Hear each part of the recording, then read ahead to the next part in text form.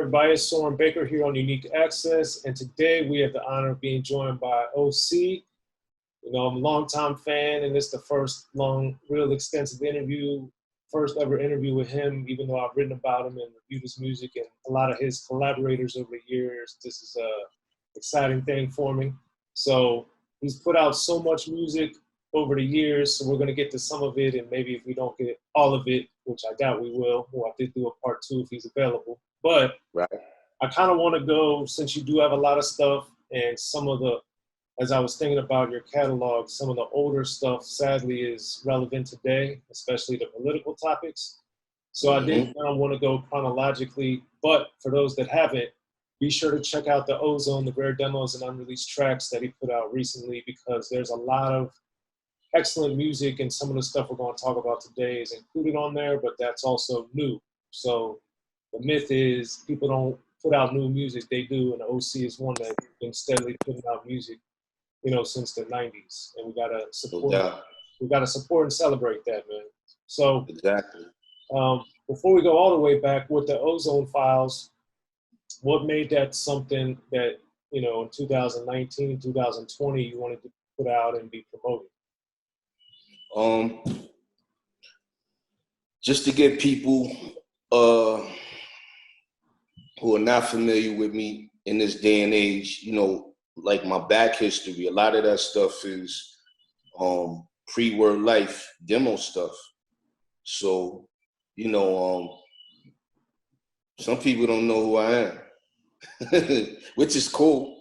I don't mind being categorized as a new artist to people who don't know me, but you know, just to let people know, everybody has a backstory. So I didn't come out of nowhere. I have an extensive catalog, solo-wise and crew-wise. Like, you know, so people, for me, man, music is so disposable now. So don't mind me, I'm gonna jump all over the place. But it's just so disposable for me, man. Like to look at my stuff in my catalog. It's current now. It's just current. It's everyday stuff. Absolutely, and that's one of the many reasons I wanted to talk to you. And I also think it's important to show that, you know, some of the music that was made was made in the 90s and the 80s and, you know, back since the beginning of recorded music is sadly still relevant today.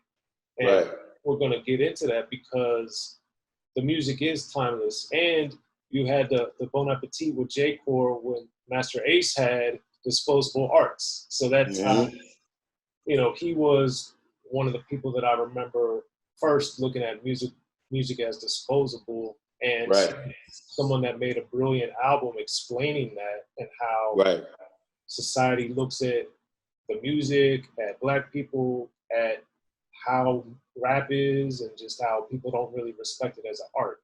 And that's something that I think is terrible, but it's sadly been that way since the music was created. And, well, long before it was. But well, here's the thing.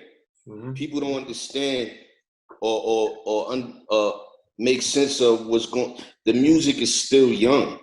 Like people always say old school, or you know, if I run into a youngin' that's younger than me and they say, "Oh yeah, you're old school rap," it's like, wow, like this is probably the most youngest form of music out here. Like it's not even 50 years old. Right. Well, remember on Still Number One, rap as a whole isn't even 20 years old with KRS-One. Boogie Down Productions, because 50 years down the line we'll spark this. We'll be the old school artists, you know? Yeah, I mean, think about it. Like, I mean, it's been around, but as far as being in the music business, it's still young. Yeah, that didn't really happen until 79. So exactly. And before that, the business of it was the party and the, you know. Now. Yeah, it's still young. So, you know, I smile when I hear that, or you know, a young guy or young girl tell me that, I just smile at them because I'm like, damn, like, you calling me old, so what do you, if you hear somebody by the name of Kool Herc or somebody, like, what do you consider them? Right. Ancient? Yeah. Well, with Word Life, let's start there. Well, first, what did you learn before Word Life from Organized Confusion, since you had worked with them and been around them, that kind of prepared you for what you were going to experience with Word Life? To find my own voice. March and Prince did not give me no free pass. Like, I did my own demos, which you talked about with the ozone files. All that stuff I was doing on my own. So in the midst of all that, Pharaoh and Prince were recording music and writing for people, and they went by a name called Simply Too Positive before they was Organized Confusion. So I seen the inception of everything, but I used to sound like them, being around them and being, their little dude. I used to sound like them, and they used to be like, nah, man, like, find your own voice. And I used to get upset, and my feelings used to get hurt, but I understand that now. You know what I'm saying? Like, they was like, yo, we didn't take you on to sound like us. You know what I'm saying? Like, and that's not cool. It wasn't cool to bite. It sounded exactly like,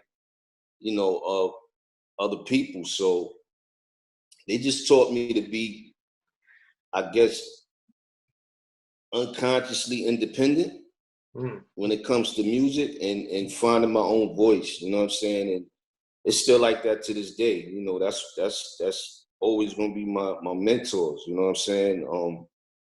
To this day, Prince and March. If I play them something, they, man, it's cool. It's like, word, all right. And I do it back to them now, being that I have a little, experience in the game. And they play me stuff, and I'll be like, it's all right. And we just laugh at that because they know it's not coming from a bad place. But, at the end of the day, man, I just learned to be my own voice dealing with those two cats. Just have my own voice. Yeah, and tied into that, they are, I think, extremely underrated as far as like story concepts and story rhymes and looking at things, whether it's the power of the gun or being in vitro or releasing hypnotical gases. They just have all these very distinctive and different ways. And of course, more so Pharaoh, since he has a lot more solo stuff that's been released. But why do you think Organized Confusion, they don't really get looked at for stories in the upper echelons like the Slick Ricks, like the Dana Danes, like the Ice Cubes? Because we in the music business. It's about who's hot and who's not. Like, it's sad. It's sad, but that's just what it is. I always say, and I come to terms with it. People are gonna appreciate me when I'm gone. People are gonna appreciate me more when I'm gone. That's just how it is. It's always been like that with artists through history. And you have the Nas's, you have the Jay-Z's, you got the Biggies, you got all these people. But I always tell people, to me, it's no such thing as the best, man. But it's too many artists to categorize that. You know what I'm saying? And I think everybody has their pocket. Like, as far as what year, at what moment, at what time, like, everybody has their pocket. So with them, I think Pharaoh is just catching up to himself right now. I told people, like, yo, he's been rhyming like that since I moved to Queens, and that was in 87, 88. He's just now catching up. Like, him and Prince been doing what they've been doing since I've known them. Right. It's phenomenal. It's really phenomenal. And I think that similar to you, I think all the different labels and all the different things that happened, they didn't get in that consistent pocket to where they were able to really accelerate and get to maybe where they could have gotten as far as acclaim and popularity and sales and all that, because they had a lot of great material. But let's move on to some of your stuff. So with Word Life, one thing I've always wanted to ask you that I don't think a lot of people talk about, or at least I haven't heard in a long time, was the Search Life aspect of it. So what role did MC Search play with the project getting the wild pitch, and what was that? You know, for the people who don't know and for the few people who do know, Search had a production company, Searchlight Music. He signed me. He signed Nas first, and he signed me second. I met Search on the very first Source tour, touring with Organized Confusion. The tour was with Ray Benzino, Roxanne Shante, Biz, Lord Finesse. You know, Buckwild was on the road with Finesse at the time. That's how I intertwined with Digging. And Search thought I was signed to Prince in March.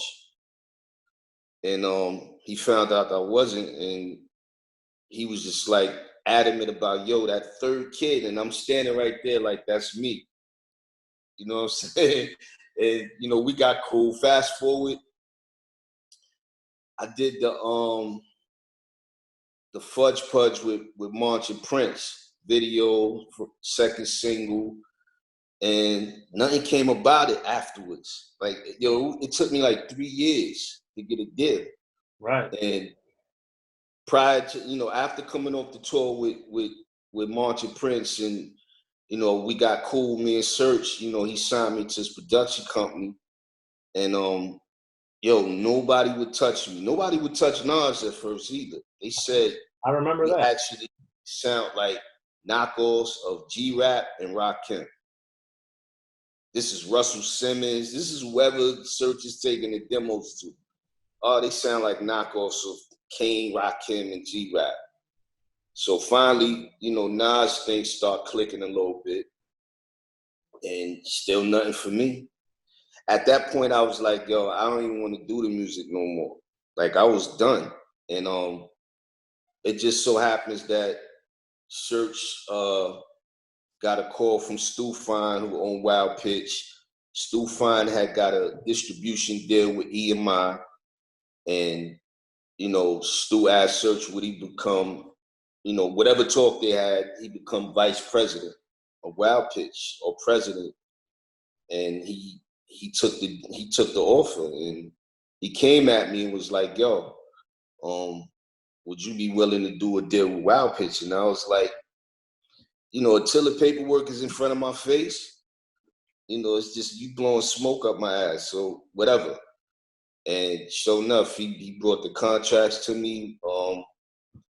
You know, I got me a lawyer, and it was history from there. But it took 3 years. So if you think about it, everything from Ozone Files to Ozone Files, in between them 3 years, I was doing demos with Buck.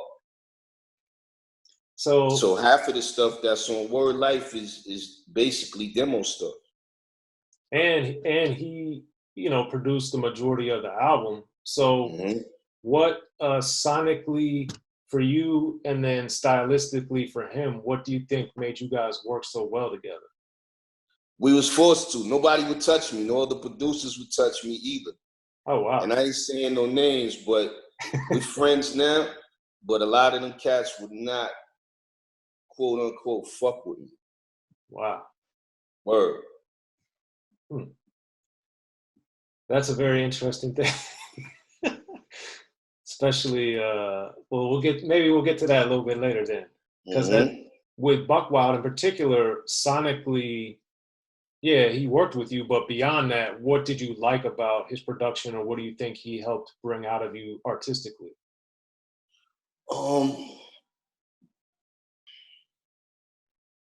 The only thing I could compare that to was when I heard Buck's tracks, it was like a marriage between Pete and Sierra. Okay. That's the best that I can explain. Like, everything he was playing me, it just clicked for me. You know what I'm saying? And you know, I can't forget Finesse. Finesse helped us a lot on that album too, sonically, and my man OG, and Prince and March and Search, but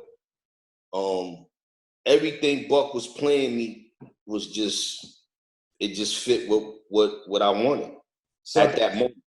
So at that point too, speaking of Lord Finesse, he had put his first album out on Wild Pitch. Did you talk to him at all? Or did you have the relationship enough with him at that point to talk to him about Wild Pitch? And if so, what'd you guys talk about the label before Word Like? Yeah, well, Finesse was the glue to me going, to me dealing with, like I said, DITC members. I got the biggest deal on Wild Pitch. Remember, EMI came into the fold, so it was a budget there. So I think I had like a damn near $200,000 budget, as opposed to when Finesse signed, it was like $500, $1,000 maybe. Wow. You know what I'm saying? So, but remember, he was the guinea pig, right, so to speak. You know what I'm saying? So when I let him know that this was going down, he was like, damn, like I only had, and Stu was coming to the studio, personally with me, and shit, yo, you came up, you know what I'm saying? And that was about it. He didn't say yay or nay, or you shouldn't do the deal with Wild Pitch, or Wild Pitch sucked. It was a totally different move with EMI being in the fold. You know what I'm saying? And not that they supported me though. Like the record supported itself when it did come out. I think Arrested Development was on their second album, but it wasn't doing as well as the first album. Shout out to them. And EMI was like, who is this O.C. guy? Because I was selling records. I was selling records without them really getting behind the project the way they should. And, it was selling itself. Believe it. I know. Because it got a little exposure, but not a ton. I mean, I'm from Maryland, and I was living there at the time. So we had, I was going back and forth to college, but, it definitely got some love in the streets in Baltimore and D.C. especially. So that was one of my biggest markets, actually. Yeah. That's what I'm saying. I know it was Word Life definitely got a lot of love down there. So it was a beautiful thing. With the album starting off with Creative Control, though, I thought it was interesting that you were talking about how no one's going to tell you how to sell out your soul. And that was like the first song, the first intro, the first everything for your solo career. So what made that so important sequencing-wise to put that first on the album? Because just going to record companies research and people telling me how I should make music, or what kind of music, or this is how you should. It was a lot of that going on. Shout out to Clark Kent. Clark Kent was the only cat that was like, Clark had an ear back in the day. I mean, up to the point of whenever he still was, signing people. But, Clark brought Nas in his office. Clark brought me in his office. Clark brought, I think, we did a lot with Dana Nelly. He brought a lot of people through, and East West was like, we not touching it. And besides Clark, everybody was telling me, like, you have to make records like this, diggity, and you have to do this. And it was just like, I'm not doing that shit, in my mind. So it just clicked when I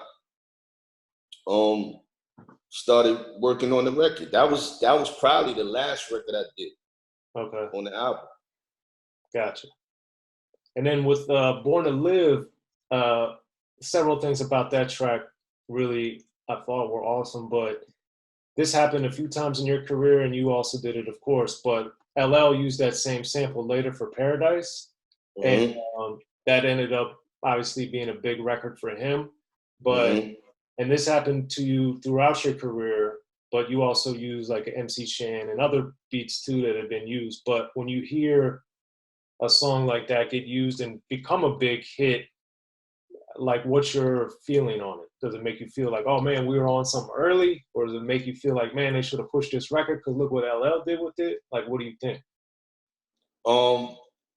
Actually, if you think about it, back in the day, like when people had similar records or used the same samples, they always used or played everybody's joints in the mix. So it helped me. So shout out to LL, shout out to Pete Rock and CL. They had dope, like their versions was dope, but it was a dope record before any of us touched it anyway. Rising to the Top, Kenny Burke. Right. You know what I'm saying? And we just all interpreted our way. You know what I'm saying? Right. It might sound like the familiar sample, but everybody's record to me was different. And like I said, I always remember Flex playing my version, then he'll go into Pete Rock and CL's version, and he'll go into LL's version. So it helped me.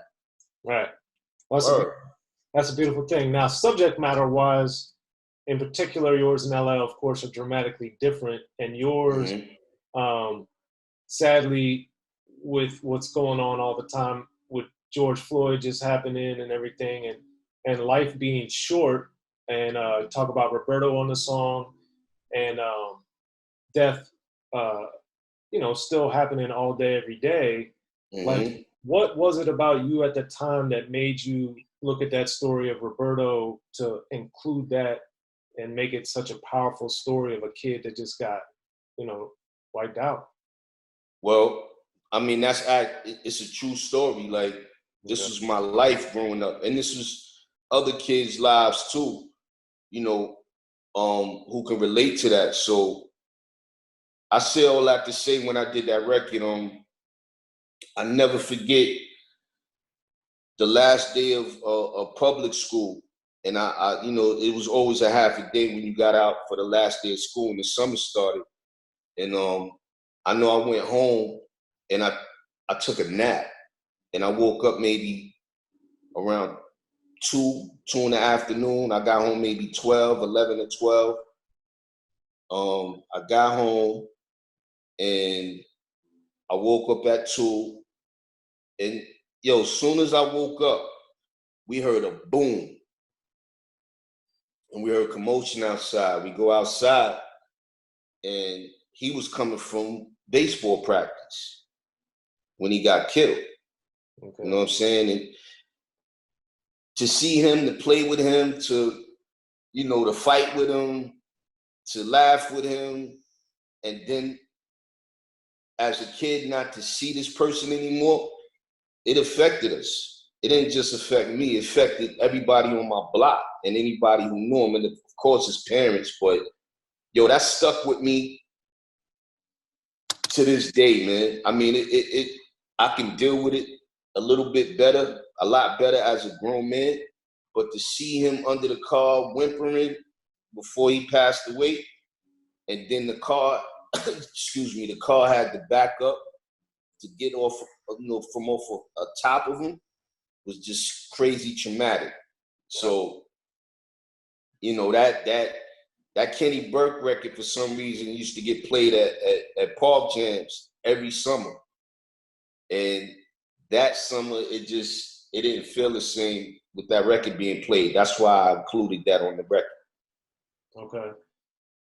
And tied into that, the Constable's song on there, which deals directly with police brutality, that sadly is still as relevant today as it was when you first released it. But the thing that I wanted to get from you on that song in particular is that, we had Fuck the Police, we had Sound of the Police by KRS-One, we had produced by Showbiz.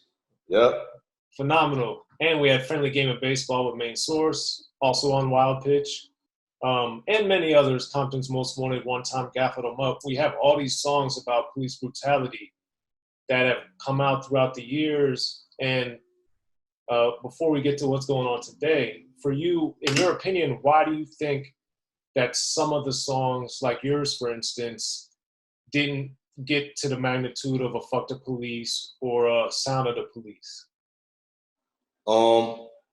I think just sometimes album cuts just don't have that. People get caught up in your singles or whatever the case may be. Mm-hmm. Yo, let me tell you something. To this day, some people be like, I got your album, Time's Up. And I look at them crazy. And I laugh. But I don't get upset if that's what you know me for, but that's not the name of my album. You understand? Like, my album is called Word Life. And don't blow smoke up my ass. If you know me from one song, cool. But the name of my album is Word Life, not Time's Up. But anyway, that record just is a continuation of what's been going on for ages. Like, it wasn't nothing that, not that I didn't experience it personally, I did. That's why I wrote it, but I didn't look for it to get all this attention. It's just my life. If you listen to the album, you're gonna get that from it. But you know, if you don't know the record, then we have other records out here that you do know, and it's a similar mirror. I mean, that's the best that I could describe it. Like, for me, like I said, man, I can't write unless it's something about what's going on every day. Like, other than that, I would probably never make an album again. You know what I'm saying? And people be like, why? Because I draw from everyday life. This is my, like, I don't see how people are, I have writer's block, I got this. Yo, it's too much shit going on for you to have writer's block. All day, every day. All day, every day. And this is my everyday life. This is our everyday life. It's not my life. It's our lives. As long as we breathing, this is our lives. And police brutality, racism, all this shit is going on. And not to jump the gun, but I did an album called Same Moon, Same Sun in 2017. And I did a record called My City. Like, yo, it's scary. It's scary, man. I'm not predicting these things. These things been happening. Well, speaking of Time's Up too, ironic that in '94 we were full blown into the gangster rap world, but on there you talk about never been arrested, or you mentioned that you've never been arrested, which was always one of the lines that I thought didn't get a lot of attention, but I thought was also very interesting at the same time. So for you, why was that important in the midst and in the height of gangster rap to really put out there that you hadn't been arrested? Well, I've been arrested. I was that record. I'm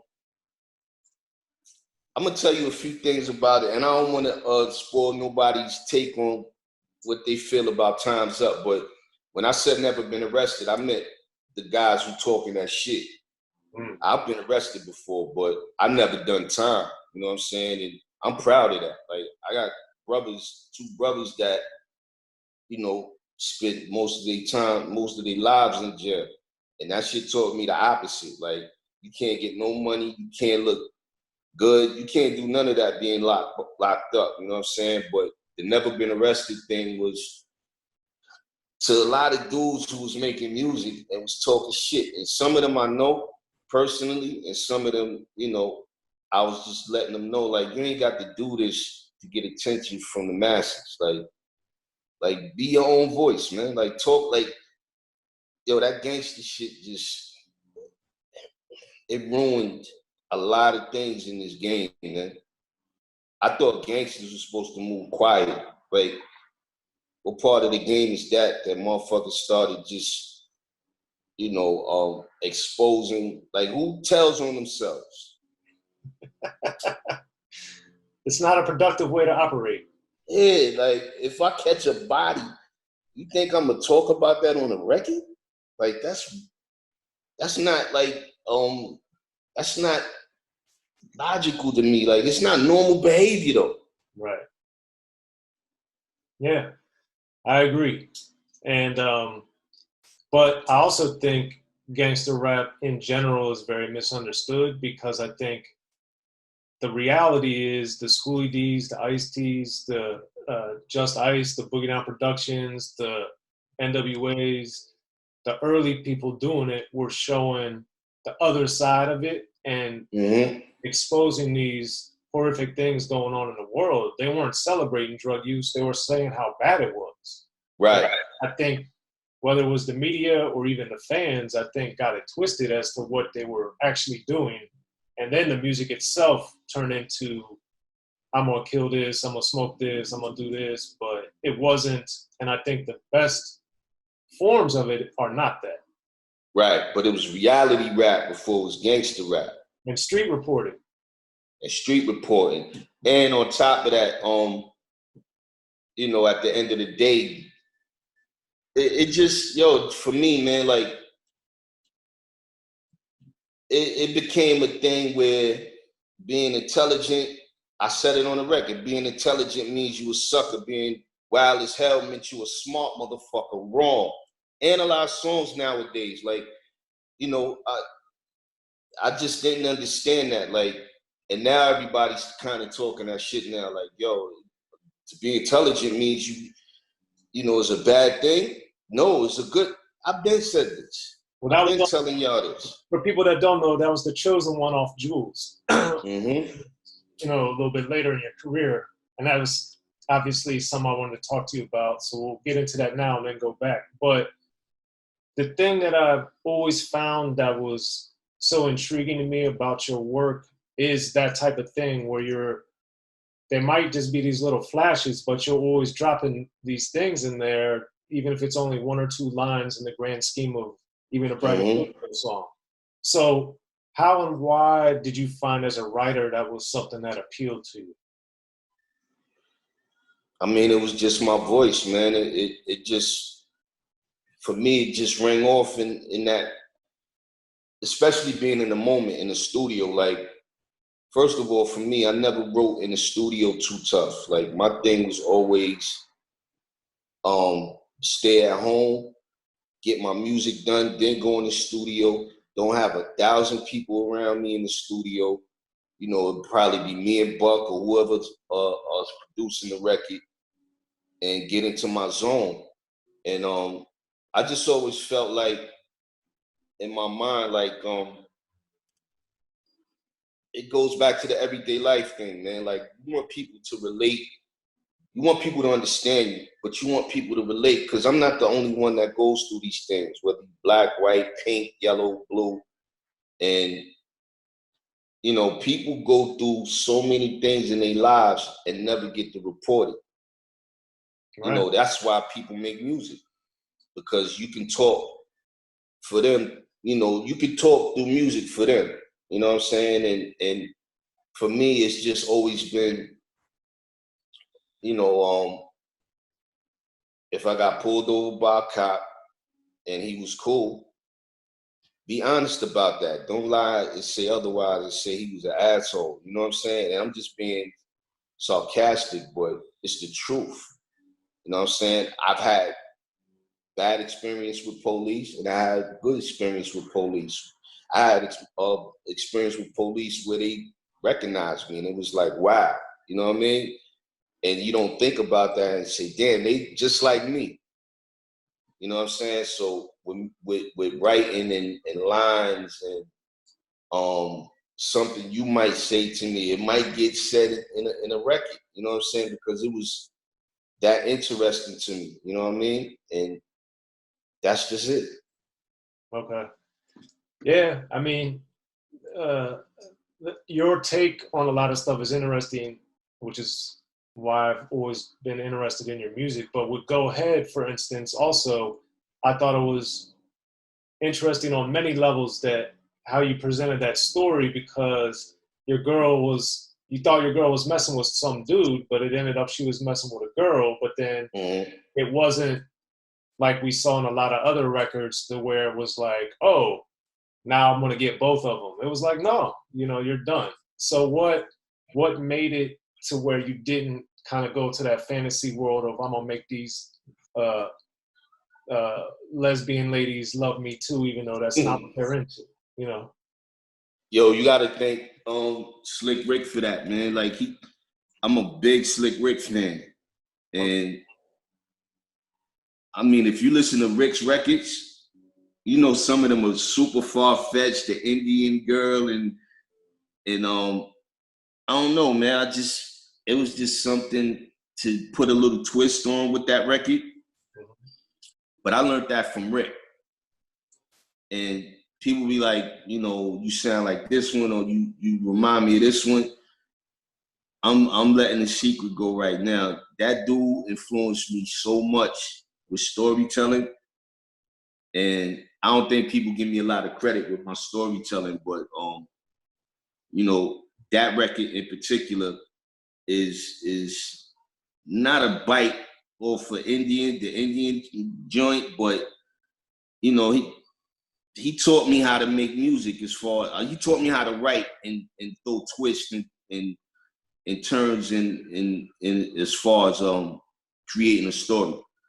I don't know if that makes sense or not, but yeah, absolutely. I think also with just keeping it with Slick Rick, the Treat Her Like a Prostitute had some of those twists too, with the mailman and all those different things. That's not to have till you start to ride her, take off the rubber and this woman. Like, who would think of some shit like that? It was another rubber in, like, inside her. Like, it's funny, but it's like, wow. Like, what made him think about that? And that was the premise of that head. You know what I'm saying? Like, that whole Great Adventures of Slick Rick influenced probably a lot of people. Absolutely. Because the thing like that Slick Rick and Dana Dane in particular, I thought really did that was so brilliant and great with rap was not 100%, but I think before them, so before 85 probably, it was much more of stuff that you either knew was happening, could happen, or did happen. Right. With Nightmares, clearly that didn't happen because it's a nightmare. You know, with the Slick Rick songs we're talking about, whether or not they happened is kind of like you said. Like, who would have thought of that? Like, that's not a normal thing. Yeah, that's not to have till you start the ride, take off the rubber and it's one side, huh? Or even the Crabs discussion on Indian Girl. Yeah. Like, what? You know, the voices, hey, like, it's like, wow, you know what I'm saying? And like you said, even Dana, I seen your interview with Dana, and he influenced me too, you know what I'm saying? Like, so the story thing is just sometimes it's truth and sometimes it's just fantasy and you know, being creative. Right. Okay. So then with the outro and Sabotage, you know, I remember first hearing that, I was like, oh man, that's Please Listen to My Demo Beat by EPMD. So,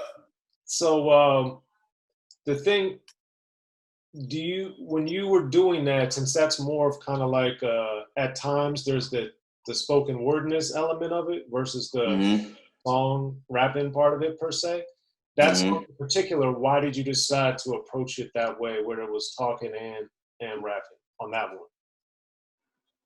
That record came about because my parents used to throw parties on weekends, and yo, that's what they used to sound like, playing cards and shit at the table with that record, Phaso, playing.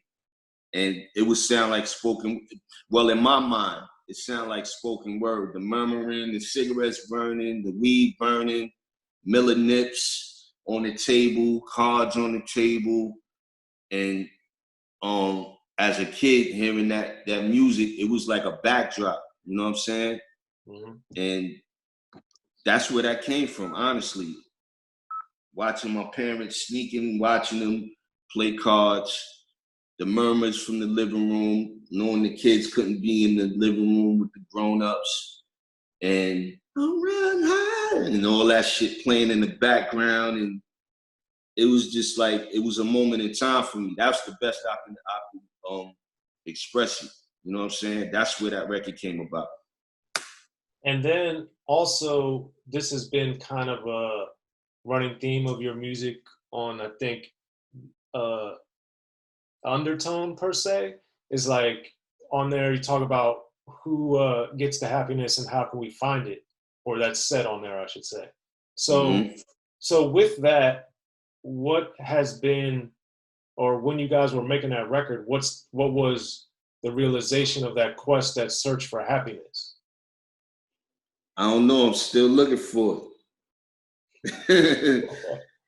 Right. Yo, this is what I tell when I do interviews, nobody's happy every day. You know, nobody is always dressed up. Nobody has jewelry on every day. I don't put on a new t-shirt every single day. Like, these is just things that are not,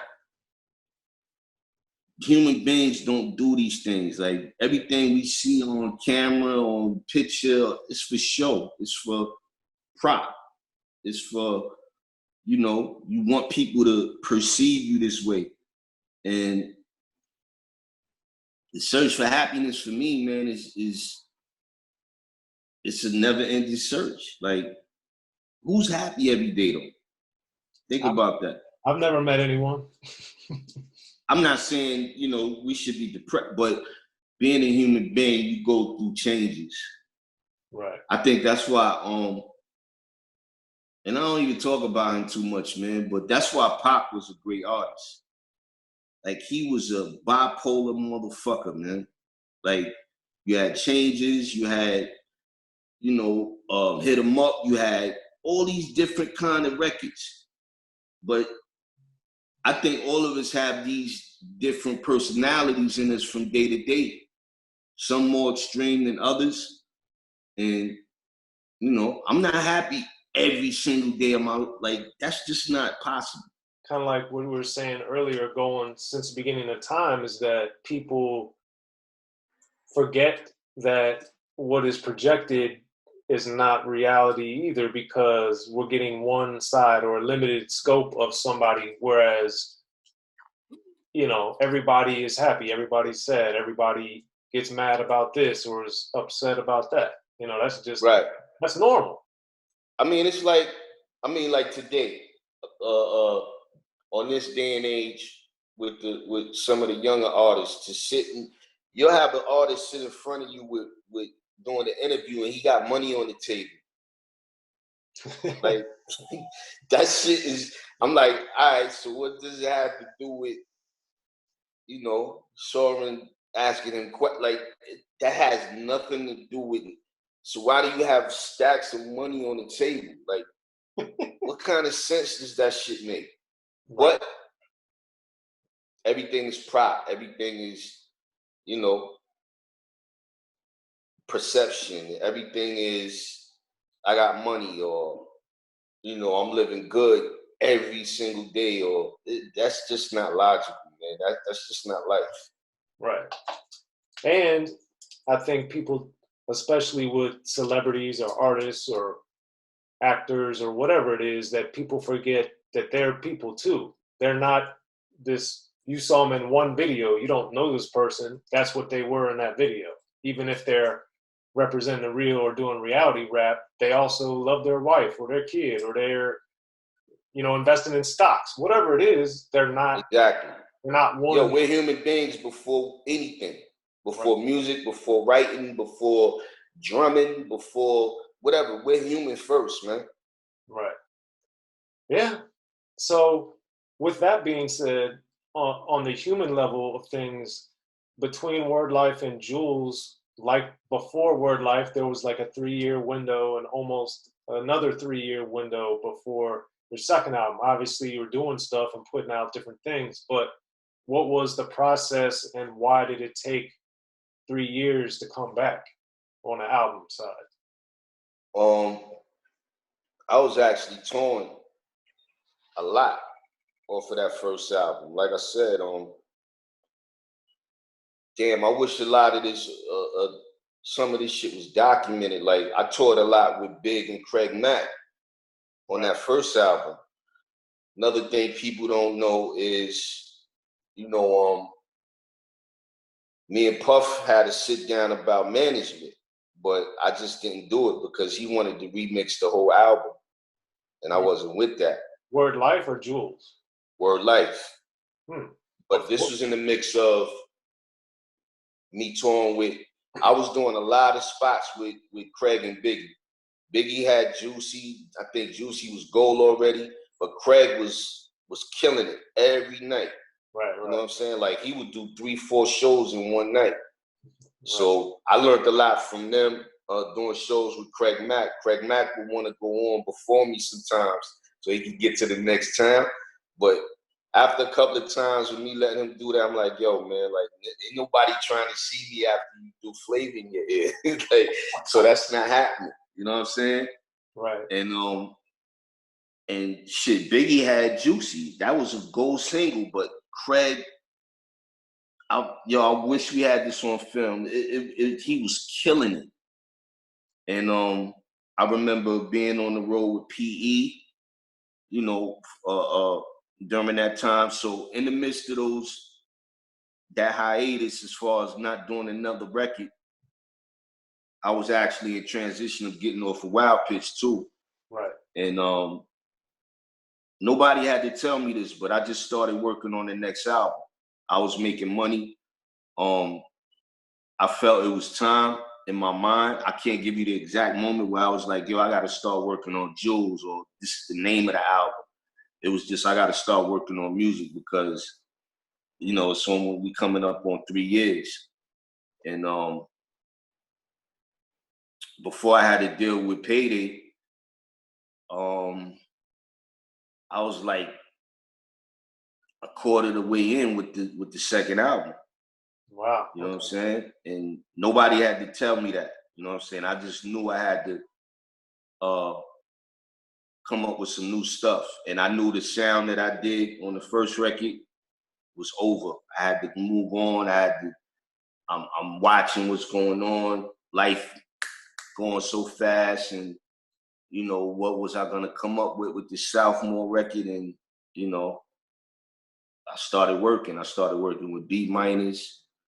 Premiere. I think first on that album. Okay. And my first idea was with Mr. Wolf. And I brought him the Dangerous joint, and he cursed me out. What? Word. He's like, I'm not doing that shit. Was it Down by Law? Or? Well, the ninth one is Seventh Wonder. That's the name of the record. The original record. Right. And of course I love the Shan record. That's a Park Jam record. Right. But I don't know. I was just feeling that vibe, and Wolf cursed me out.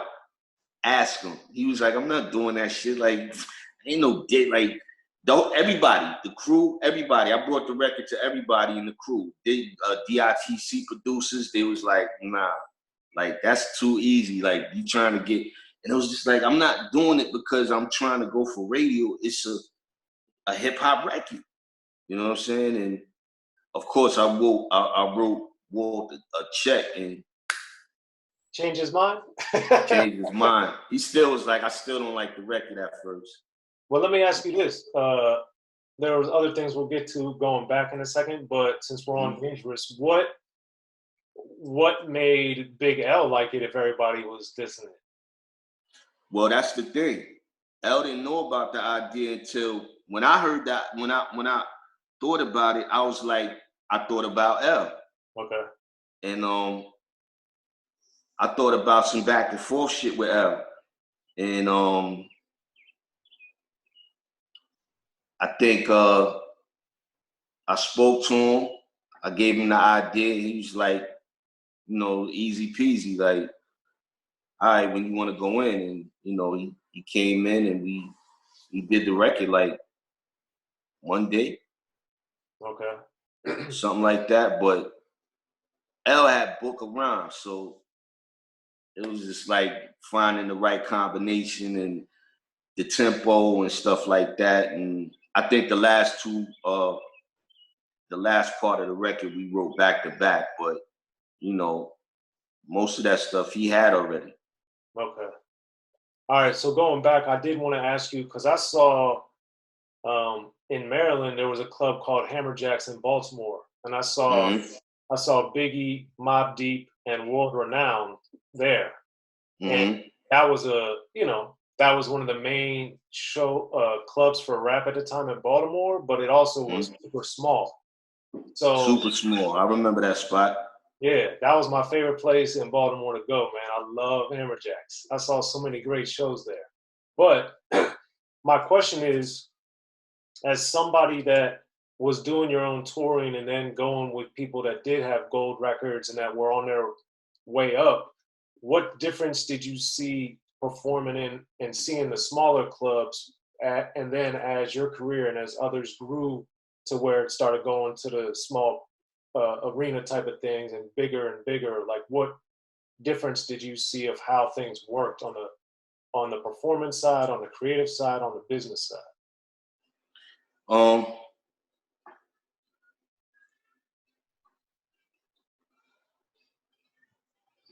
I mean, being on the chitlin circuit, we call that the chitlin circuit, doing the small clubs and stuff like that, which I have no problem doing. Right. I think staying in touch with the people gives you longevity. I think you teeter with being obsolete or not being, you know, a bigger artist, depending on what kind of team you have around you. And for me, it's weird, man. I could do arenas with DITC, and I can do clubs by myself. DITC, we stand in front of 50 to 60,000 people. We've done festivals for years, you know what I'm saying? And doing the club thing, that shit just kept me around. It kept me around to this day. Right. And a lot of people wasn't going overseas either back then. You know, like I said, I ain't getting into no names and stuff like that, but a lot of people, a lot of my peers would snub their nose at that shit. And gold artists that were gold in the States that would come out to Europe couldn't do the radio shit at the spots we was doing. And we was doing big spots. And they would be like, damn, like they would look confused sometimes. Like, I sold gold, like you only sold 100,000 records. Like, how is that? Like, how is this possible? And it's like, yo, you can't come in and do one verse. You have to do a show. You have to do songs. You have to put a show on. And I think being in the little clubs teaches you, that shit is gladiator school, put it like that. Okay. It's gladiator school. And Biggie went through it. Craig Mack went through it. A lot of people went through it, you know what I'm saying? But who stood the test of time is the key at the end of the day. Right. And I think, I'm glad. I mean, of course, every artist wants to sell a million records, man, but I think it worked in my favor, me still being around 20 plus years later, not selling all these records, because a lot of people sold records and they're not around today. Yeah, and that's why I said at the beginning, man, it's important that people that know you or don't know you, that the myth of people not putting out music, and you've been putting it out since you started coming out, and that, you know, whether that's trophies or that's ozone files, you know, granted that's more older stuff, but it's like the quality is still there if you're into actually listening to the music. So Right. the challenge is like like with the trophies, for instance, which came out now. Wow, I mean, it's almost like 10 years ago at this point. But what did you find? Because I remember that album getting a lot of acclaim and a lot of people loved it. So when Trophies? Yeah, at least the people I knew. Did you find that or no? What about it though? No, a lot of people I knew liked it, and they were glad Right. glad to see you were still out there. I think Apollo Brown doesn't get a lot of recognition as a producer, but I think he brings a great sound, and I think you guys work well together. And I also thought it was cool, even though I love DITC, it was cool to hear you more outside of that comfort zone per se. Right. But to your point of the clubs and it being around, I think that enabled you to have a trophies album way down the line because you had touched all those different places in the United States and elsewhere. Right. Well, something like Trophies is nostalgic for people. The sound.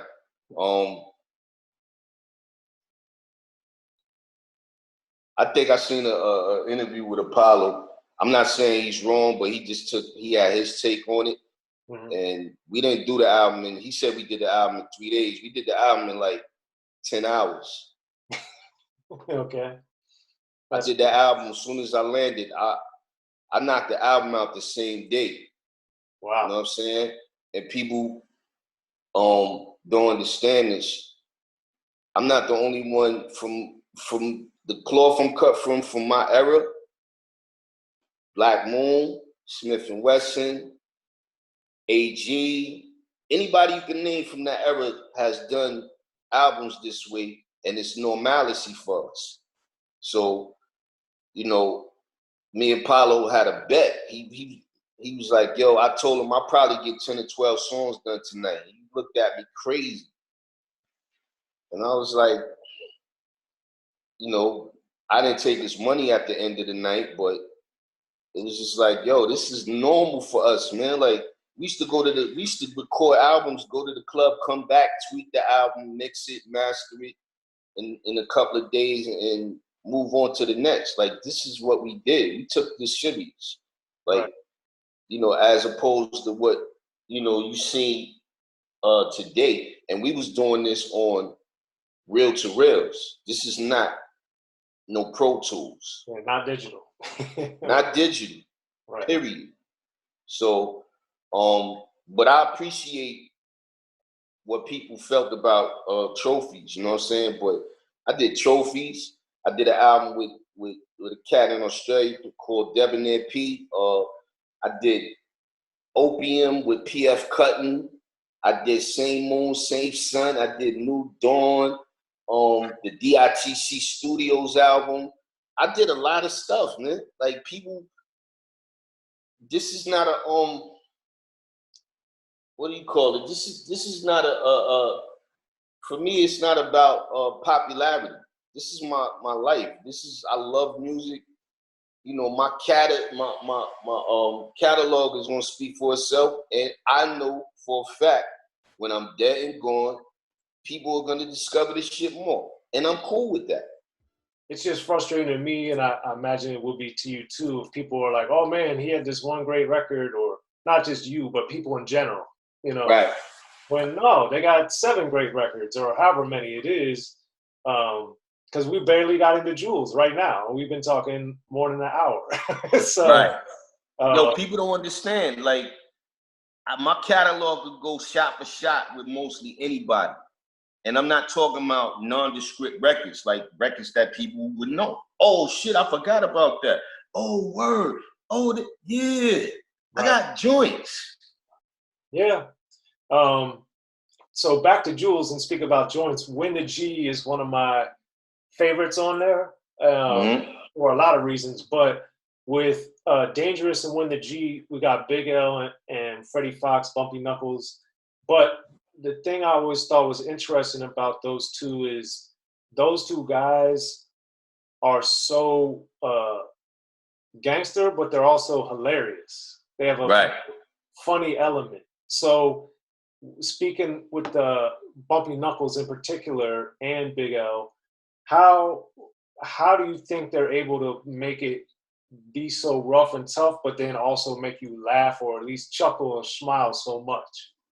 Because this is what people sit around and do, and this goes back to the everyday life shit. Like, I used to sit around with March and them, and we used to crack jokes, and some of them jokes would end up actually as songs, like Roosevelt Franklin or something like that. Like, yo, these things that we would sit around and gig on other artists. Yo, you see what he had on? Yo, he looked crazy. Things like that we used to sit around and actually talk about. And you know, as far as the same thing goes with Bump, same thing goes with L. L would watch everything. You couldn't, anything you would say, he would probably basically just put it in the process and keep it in the back of his mind. And you know, hence a record like Ebonics. That didn't take a day for him to write. You know what I'm saying? You talking about a lifetime of slang up to that point. Right. He took basically every slang word from years prior up to that point and made a record out of it. And I think Bump is the same way. You know, with him, dude is a genius. People don't even give him enough credit. Dude can play instruments. He's amazing. When the G is his idea. The other record on, what's the name of the other song we did on my album? We did When the G and we did MUG, Money Underground. Those is Bump's ideas. I know he probably say, why you tell people that, but it is. It was his ideas. Like, and I wanted to work with him. And before I met him, you know, that was Showbiz homies. So I told Show I need to get that dude and, you know, forget all the scary talk you hear about him and shit like that. You know, I'm used to being around dudes like that. I want to work with him because I'm a fan of him. I'm a fan of the master and shit like that prior to him. You know, prior to people knowing Bumpy Knuckles. Like, I know Freddie Fox, the master records and, you know, stuff like that, and being on G-Rap's album and, you know, Money in the Bank and stuff like that. And I was a fan ever since. And, you know, he came in, he orchestrated that. And I let him. I was just like, yo, it was interesting watching him work. Because people think artists go in and we light incense or we drink a 40 or we smoke an L. It was none of that. We laughed, we joked, we talked. And I think that's what came up with, you know, that's what brought the ideas on when you sit around and powwow. You understand what I'm saying? Right. And same thing with L. You'd never know with him. Like, you know, he'd probably get the whole room upset, joking and shit and telling you what you can't do to him. And, you know, if you put your hands on him, what might happen to you. And and you like, yo, you serious or you playing? I don't know. You got to find out. You know, that was him. And, you know, just being around these creative people, man, makes you want to be even more creative. You know what I'm saying? So it's competition. It's actually friendly competition. Okay. And then on the top of Jewelz is the My World record. And similar to Creative Control, you had a very like serious tone to it. But the line that stood out to me was, "The stress almost hold me down from being a master." So obviously in rap, we have a lot of talk about knowledge itself and that type of stuff. But I wanted you to explain how, when, and why did you learn that stress, shout out to Organized Confusion for the album, but in general, how did you understand that stress and being in control of your mind and your emotions really was going to help you or hurt you in such a significant way? I mean, shit, just people telling me, especially, you know, grown folk, elders, stress will kill you. I always heard that growing up. Stress will kill you. And I never understood that until I passed out one day. Oh, really? What happened? Just being stressed out, like going through being a teenager to an adult, trying to find myself. I think I dropped out of school at this point. Couldn't find a job. And, you know, this is probably 17, 18. And I don't remember falling out, but I remember waking up. And I didn't know what that, you know, I didn't know what that was. I passed out because I was stressed out. Like, that much, I didn't know that much stress existed in this world until I bumped my head and woke up. Wow. So that's where the line came from. That's crazy. But the other interesting thing about that song is the Premier did that one, but it's also very like sonically, it's kind of somber but a lot of the lyrics are very like aspirational or positive. So Right. how did you think that those lyrics fit over that beat in particular? Um, First of all, Preem ain't like the beat at first. He thought it sounded like something like Shook Ones.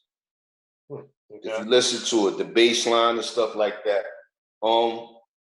I liked it right off the rip when he played it. When he, Preem don't give you a beat tape. He produces right on the spot. So I think around that time I was listening to the Ruler's Back Okay. album. And I mean, look how the record start off. My man Slick Rick said, I waited a long time sweating it. It's from a song called Runaway off that album. And I think I was having a lot of fun around that time too. Like I said, I was touring real heavy. I was making a lot of money and just going through that fun chamber at that moment. But then it was time to get to work. The deal was already done. And I don't know. When I heard the music, I think Preem didn't have no weed, so he left. I wrote the whole record. Like I said prior to this, I don't write in the studio, but it just inspired me so much from what was going on from the first album, the touring, to having fun, to partying, to you actually listen to that record. It's kind of like a selfish song. It's my world. It's my world. And I won't stop. And if you stand in my way, you're bound to get shot. Like, I was feeling myself. Right. I was really not feeling myself to the point where it was arrogance, where it was blinding me, but, stress almost had me down from being the master, the pastor, the preacher, poet, teacher.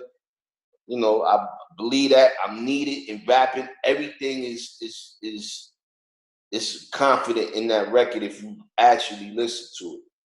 Yeah, that's what I'm saying. It's aspirational. It's a lot of Mm-hmm. positive imagery and messaging in there. And it just always struck me that the beat didn't necessarily reflect that all the time or at all. Right. So I was just curious. I mean, for some reason that the beat hypnotized me from bar one to the end. Top choice. They said nigga got poised. Ain't a man alive who could stop my noise. I snatch a star from the sky. I spark up your live with it. You stand astounded, wondering how I did it. Now you're starstruck. Like I truck gold, treating me like a man having a million record sold. Now to start, like I was feeling myself. I was really like, I found my pocket. Absolutely. All right. Now, on to two of the more interesting songs that are very different with the Can't Go Wrong and Far From Yours. Mm-hmm. With Can't Go Wrong, I think people forget because of I Need Love, but there were a lot of records around, like Don't You Know by Heavy D, for instance. Mm-hmm. Craig G, Why'd You Have to Go? There were a lot of songs that dealt with actually love, not having sex, not just being wild with a woman or whatever. Right. And your song, carried on that tradition, I think. So why was it important to actually write a song to you about love? I'm gonna show you why right now.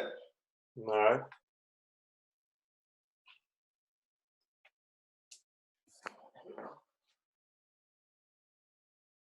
Hello. I've been with this woman 30 years. Hi. Nice to meet you. Congratulations. I've been with her 30 years, man. The song is a truthful song. Like, we got a bond. Like, nobody could break our bond. For all the bullshit we've been through, for all the bullshit I put it through, nobody could come between that. Like, and I think it's coming from that era of balancing out your album with showing different sides of yourself. Okay. That's all that is, but it's a true song. That's my wife, you know what I'm saying? Like, We've been together for 30 years, since high school.